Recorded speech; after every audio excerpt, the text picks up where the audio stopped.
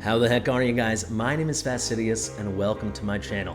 It's Lightlocke time, baby. We've got a full guide on the champion. This is actually gonna be the first official hero guide on my channel. I've had some spotlights, I've had some features, but this is a full, detailed, and thorough guide on the champion, the amazing champion, Lightlocke. So I want to give a very quick intro on what we're going to do, and then we're going to have very clear chapters. I want to go through this as quickly as possible, but I want to give it the proper depth it deserves. So first off, I'm going to give a skill breakdown, then we'll do an awakening breakdown. My Lightlocke is fully skilled up and 5 stars of awakening. Yours does not have to be, but I want to show you him at least his max potential, or at least his max potential for my little newbie account.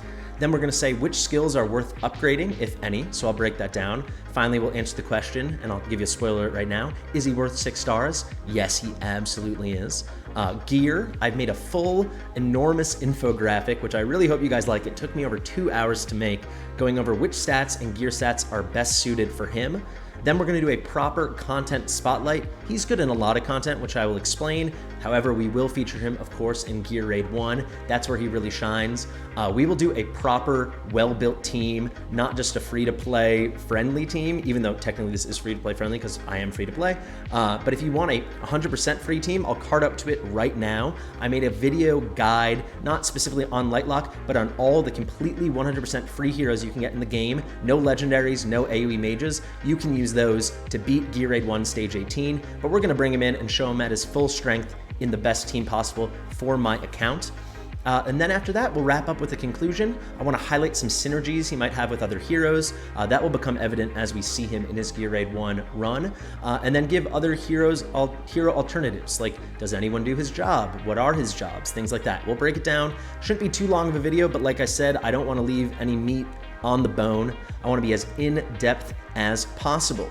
So, without further ado, this beautiful little Archmage looking guy here, this little deadly priest in his nice blue robes, his glowing book, what is he all about? Let's get into the skills. So, his first skill, we'll start with the basic, we'll work our way up. His basic mono heal grants attack-based healing to one ally in range. So currently in the game, to my knowledge, there's only 2 kinds of healers. There are attack-based healers, like Lightlocke, and then HP-based healers. In tons of content, I really prefer HP-based healers. Why is that? Well, their heals, as you might guess, are based on HP. And HP on your healer, you want your healers to survive so they can keep helping the rest of your team survive. An attack-based healer is much more fragile, right? Kind of like a glass cannon healer, if that makes any sense. So if we just click on it, and guys, whenever you see something highlighted in a special color, bolded, and having an underline, it means you can click on it. So a nice little tip there. It restores HP based on the target's max HP. So not his max HP, the target whom he's healing, that max HP, and based on the caster's, so Lightlocke's attack. So as you see, you can get this healing multiplier up 10%. They don't share what the exact multiplier is, but it is a good multiplier. He has very, very nice heals. However, they are single target heals, so that is worth noting. But as you can see, his kit gets a lot more interesting and a lot more unique and a lot more special. The reason he deserves this spot is the first official guide on my channel as we get into his passive and we get into his ultimate. So let's start with the passive. Light of Cohesion. Lightlocke's attack increases by 15% for 15 seconds each time he heals the same ally. So as long as his heals keep going to the same place, once you've done that 5 times, you'll get 5 stacks, 15% each time when skilled up, as you see here. So you're talking about 75% increased attack. So that's going to really improve his healing multipliers, right? He is an attack-based healer, but it's going to have another special, even more important use we'll see when we get to the ultimate. So it can be stacked up to 5 times. The second he heals someone else and he changes targets, he loses this. So a lot of times when you're looking for synergies, you want some specific unit that is the only unit taking damage within his range, his heal range, right? And then you can see here, we'll get into Awakenings more specifically, but you can increase this at Awakening 3 up to 7 stacks. So just to break it down, 5 stacks without skill ups, that's only 10% at 5 stacks, right? So 50% increase. Then with skill ups, you're looking at 15% at 5 stacks, 75% increase. And then if you go the whole way like I did, you're looking at 105%, 7 times 15%. That is super powerful. So we know he heals based off of attack, so we want to get a lot of attack, but there's another reason, and that brings us to his ultimate. So it is an auto cast ability. When you skill it up, as you see I did here, it is extremely low cost. It's already very low cost without the skill ups, so it's only 120 costs. However, you can get it to 100. That is about as cheap as an ultimate skill is going to be, and especially one this good, it's very rare. So Autocast restores HP equal to 140% of the hero's healing multiplier. So that's attack. So now they're actually giving the percentage for all allies and deals magic damage equal to 70% attack to their surrounding enemies, right? So here we've got 140% healing multiplier based off his attack. It's going to heal all the allies in the range. And then the really special part of his kit where he's kind of unmatched for this very unique niche ability. When he actually casts that heal, not any heal, some people don't understand that. So if he does cast a heal from his mono heal, that will not trigger this, but when he casts heal from Light of Courage, his ultimate, he's gonna trigger a burst of magic damage. And it's a splash damage, so it's a bit of magic AoE damage. And that's what really makes him shine. That's what really makes him special. So you can see here, it's 50% attack. When you skill it up, at level 3, you get plus 20% damage. So that is 70%. However, when you get him Awaken 1, it goes up to 120%. So it goes all the way, from 70 to 120, and then plus the extra 20%, you're talking 140%. That is extremely powerful when it is going off as frequently as it is, right? Only 100 cost. So I've touched on, we'll break this down a little further in a second, but I can't continue without getting into awakenings. So do you need to awaken Lightlocke? No. He's super usable still as a healer unawakened. He is better awakened, as you might imagine. And even for the specific content, like when we see him in Gear Aid 1, Sage 18, on a good account or a stronger account than mine, he does not need awakenings. I did an account takeover and we cleared, he was stuck on stage 13. We did a well-built Lightlocke. We went straight to Gear Raids 1, stage 18 in one go, no failures, and that was with a completely unawakened Lightlocke. However, that guy who I did the takeover has since awakened him to Awaken level 3, and he's very happy with that awakening. But just so you know, with good gear, you do not need him Awaken 1 or Awaken 3 or Awaken 5. 2 and 4, as you see, not as important. Awaken 1, though, is pretty easy. Lightlocke is a 100% fusible champion, as we'll explain in a second. He is free to get. So why not fuse an extra copy? In my case, I actually pulled 2 dupe Lightlockes. So I guess 1 and then the dupe. So we had him Awaken 1, and I was loving him so much, and I wanted to make a guide. I wanted to see him at his full potential. I said, you know what? Let's awaken him the whole way. So Awaken level 1. This is probably the most important because we are using him not just as a healer, but to get some AoE splash damage. And like I said, the numbers are so big, it's gonna blow your mind because it's happening so often. And because of the way they worded his kit, because of the way they built the skill and built the skill description, this is not limited to any amount of enemies. So sometimes, even though it might say it explicitly, it might actually only hit 5 enemies or up to 10 enemies. For him, the reason he can shine when there's tons and tons and tons of mob enemies is because there's no limit. I caveat, this will be changing in about 5 or 6 months' time. However, that is plenty of time for us to take advantage of the current use of the skill right now. So it goes up from a base of 50 or 70 to 120%, and then with the skill up, that's gonna be 140%. Tremendously powerful. Secrets lie in the dark sun, guys. Secrets truly lie. That is really powerful, and that's where so much of his damage is going to come from. You stack attack on him, you get big heals, but every time he does a heal with his auto ultimate ability, you're getting splash magic damage. And I'm telling you, if you haven't seen it before, it's going to blow your mind how much damage this guy can do with a very attainable build. So Awaken 2, plus 5% attack. Why not? That goes onto his base attack, so all your gear and stuff you put on him will scale off of that increased 5%. It's better than nothing, but not crazy.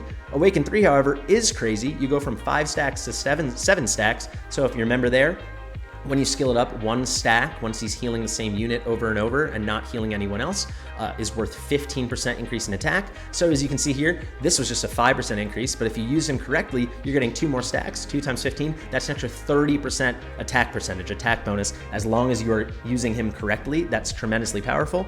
Awakening 4, Rage Regen Auto. Again, not essential, but it is really nice because Rage Regen Auto means he's gonna regenerate his rage faster. He's gonna get more ultimates. Ultimates are where he gets the big attack-based heals, and then of course the AoE magic-based splash damage that we love. Finally, Awaken 5. I only did this, you don't need it right now, I would say. However, when his rework comes, so the rework, if you don't know, is they are gonna limit the number of mobs he's able to hit. I don't know if they've decided on that limit yet, but I think it's probably gonna be about 10 enemies. However, increasing dramatically the splash damage range or radius is gonna make him a lot usable later on in more content, because this is a character I see on my account for a long time. So, there you have it, folks. That is Lightlocke, I think everything is making some nice sense now. We've got a great understanding of how he's working, but we're not gonna fully get to appreciate him, right, until we've seen him in action. But before doing that, let's say which skills are worth upgrading, and then is he worth a 6-star? Then I'm gonna bring up that big infographic I mentioned before. I really hope you guys like it. It took me way too much time, but tell me it's pretty. Before we get to that, let's very quickly go answer those 2 questions. So, which should you skill up? 100%, you have to max out his ultimate. You know, you might think, oh, it's only 120 cost. What is getting it down to 100? Well, that makes it 1/6 of the cost less. So, you know, every 6 times he's getting 1 extra use. That is super duper important, right? Like instead of, for every 600 cost, instead of getting 5 triggers, he's getting 6 triggers. That is every extra time for a big heal, every extra time for a big splash of AoE damage, which I'm gonna keep reiterating until you see it. It's a lot more damage than you could guess. So beautiful, beautiful. His A1, it doesn't matter. So if somehow you avoid it, it's fine. However, if you're like me and you intend to use him in a lot of other content, because he is actually a good healer, why not? Why not get an extra 10% healing multiplier? Finally, his passive Light of Cohesion. To me, this is a must level. You don't need to do it. For example, that example I used before, he only had it at 12%, so he only had level 2, level 3, and he had him no awakenings. It works, but if you want to reach an easier gear threshold, like the one I featured in my Gear Raid 1 Stage 18 100% free guide, that's a lot more attainable when you do something like this. At least skill it up the whole way, and I would suggest bring him to Awaken 3. I think the best way to make Lightlocke, if you have to do it, fuse him 4 times. You get a base copy and then 3 awakenings. Trust me, you won't regret it. He's extremely powerful.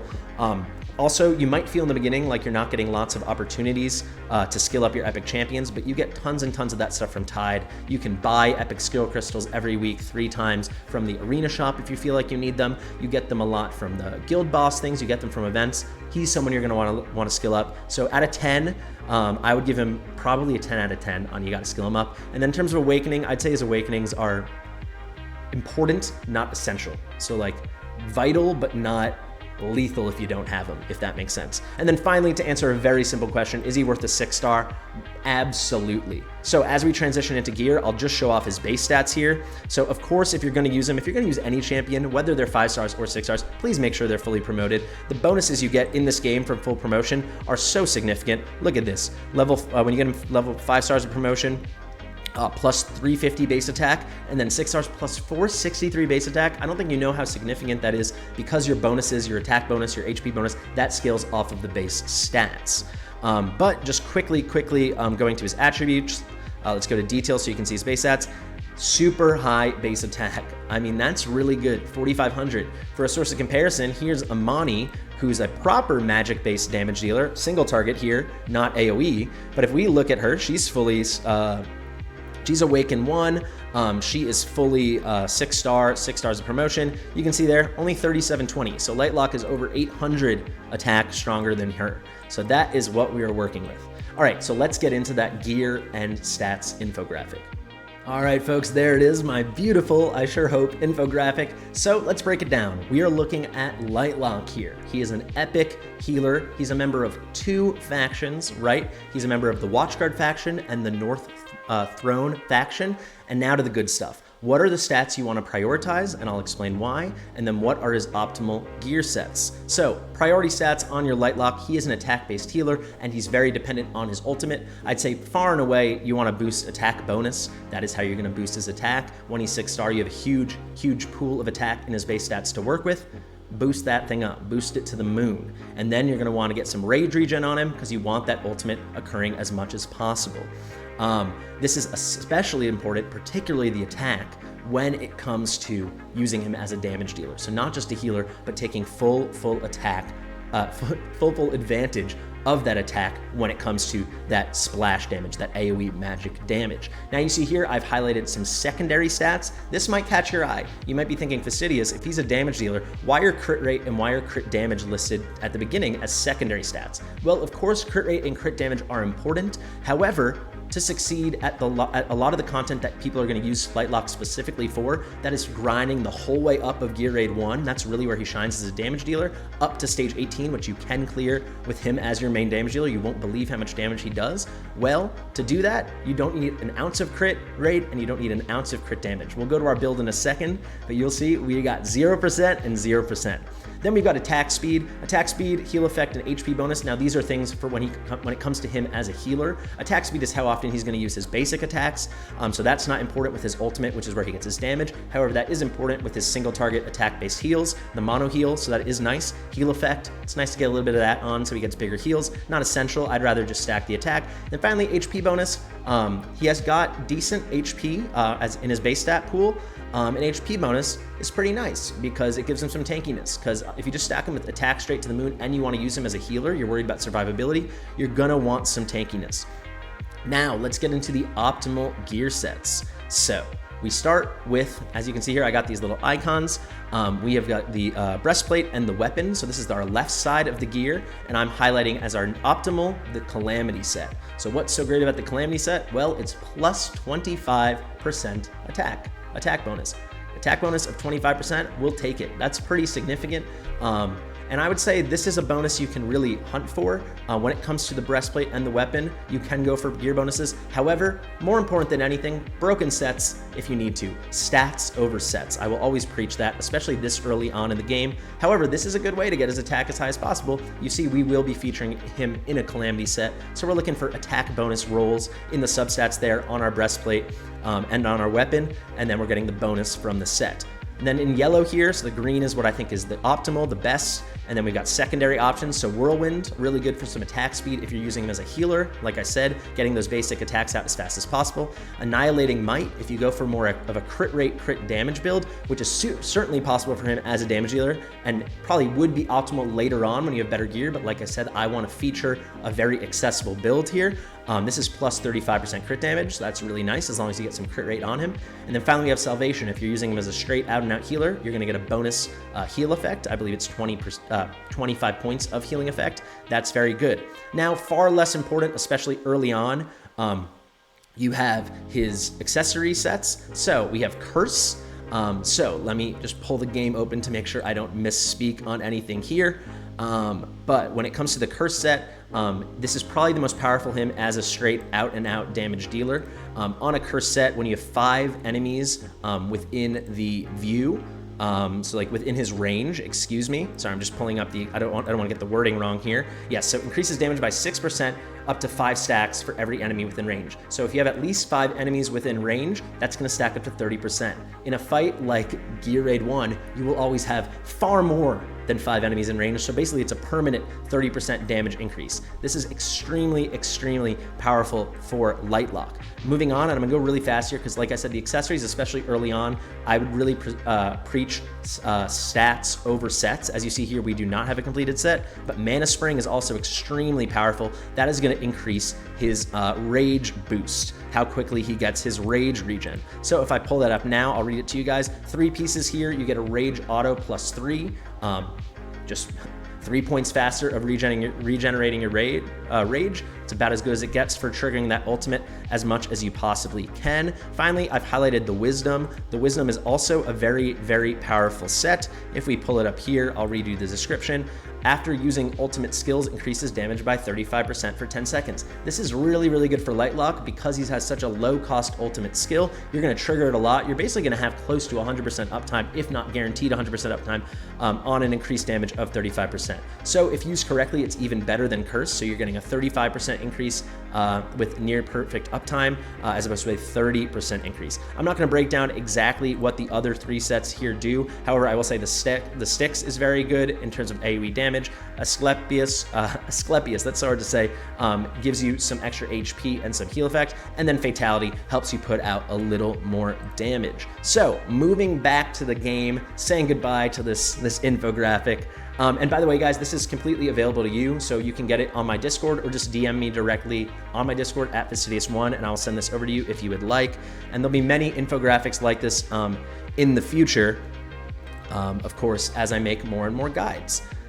So let's get into it. Let's just show our build and then let's get into some content. What do you say? So Amani was there, but more important is going to be Lightlocke. He's the star of the show here. So how did I build my Lightlocke? Well, let's not bury the lead. 0% crit, 0% extra crit damage, so only his base 150%. And then I stacked attack to the moon as high as I could possibly get it. So we are looking at just under 16,500 attack. This is a really good build for me because I don't have very good crit rate gear. I've only just started farming gear raids. It's early days, guys. We're only on day 24. However, you can get attack. Just hunt for attack bonus subs. And here's our Calamity set. So plus 25% attack, 22% attack bonus. What do we get? 24% attack bonus. Very nice piece here in terms of attack bonus. Attack bonus main, up to 60%. There's some rage regen, like I said. Here we go, attack bonus main, a little bit of HP healing effect, that's just bonus. And then finally, we just got attack bonus with some flat attack. We're just trying to pump our attack up, right? In terms of other stats, we've got a bit of attack speed, that helps. Some rage regen is nice.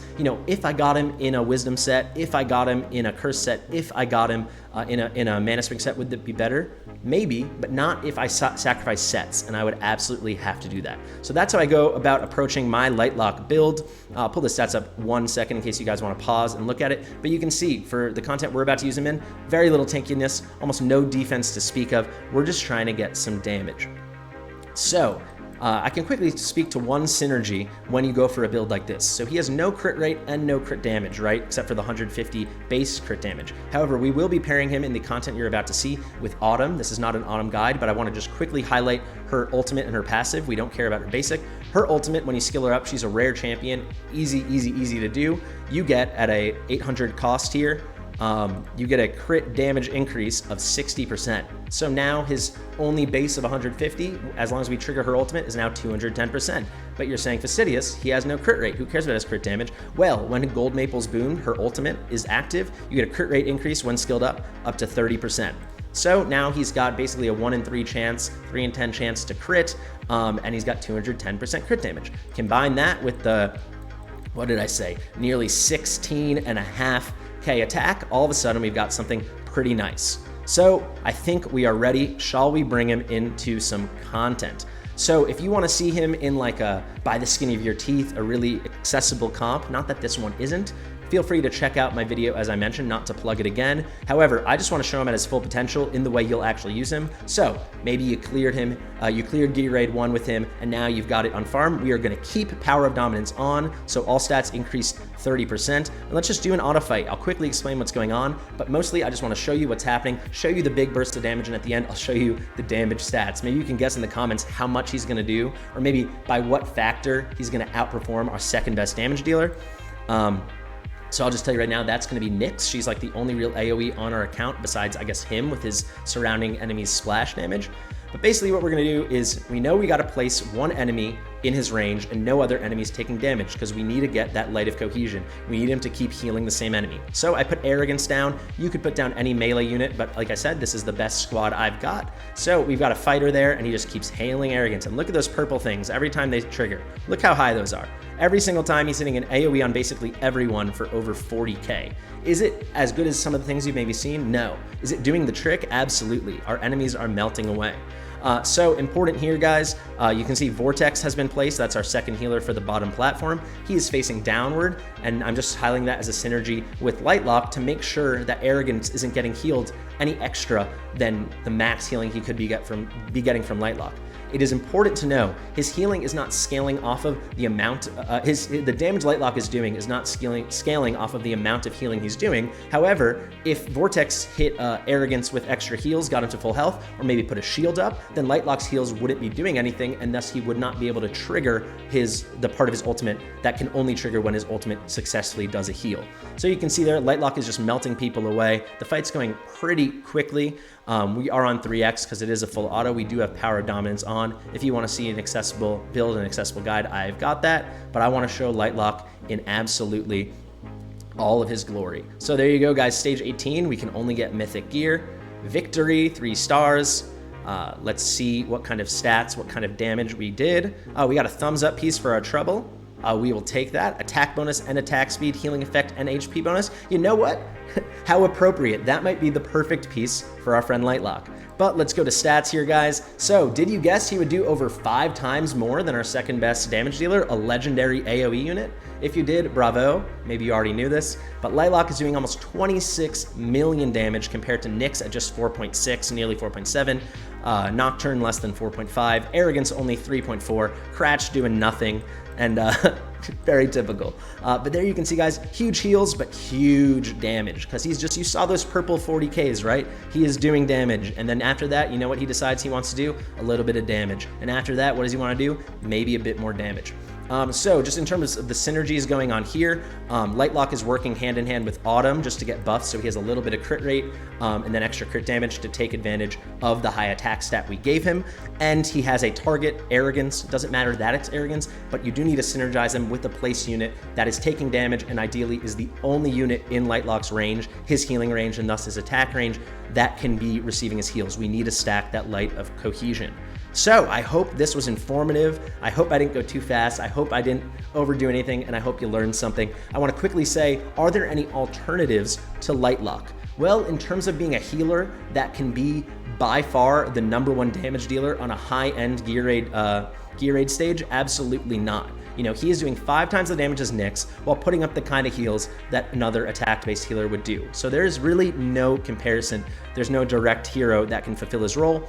In terms of damage, an AoE mage can do it. However, when I've tried him on other accounts with a Virna, with a Hatsoot, with a, who's another good AoE, Hatsoot of course is piercing damage, but a great AoE champion, with a Comet, Lightlocke wins. Lightlocke puts out more damage. That does change. It's important to note that will change at stage 19, because at that point there is some aura effect where enemies start taking damage, when your allies start taking damage when certain enemies walk by, so he won't keep healing the same unit. It kind of throws the whole thing off. But up until stage 18, he's kind of unmatched in damage.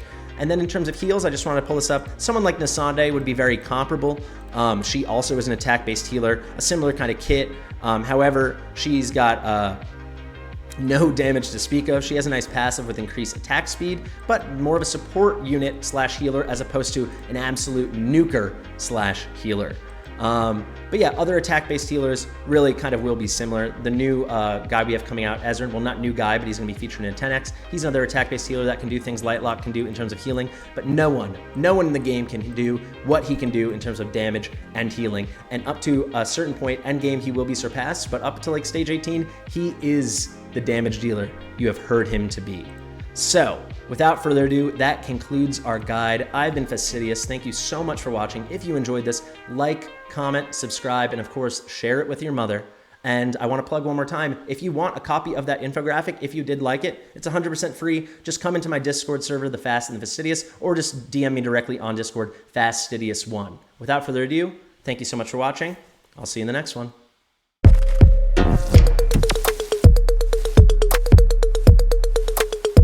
Fastidious.